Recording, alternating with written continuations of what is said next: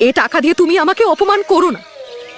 তাছাড়া তাছাড়া আমার স্বামী তো এ টাকা চান না। নিরুপমার কাছে তার শ্বশুর বাড়ি সরসজ্জা হয়ে উঠল। শ্বশুর বাড়ির কেউ নীরুর সঙ্গে ঠিকমতো কথা বলে না।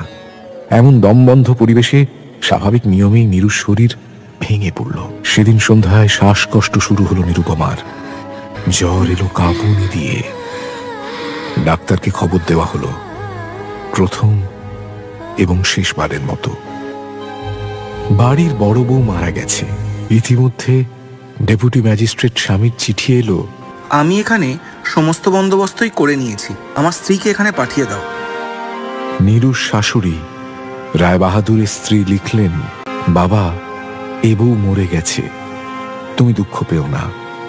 তোমার জন্য আরেকটি মেয়ের খোঁজ পেয়েছি। এবারে 20,000 টাকা পণ আর হাতে হাতে আদায়।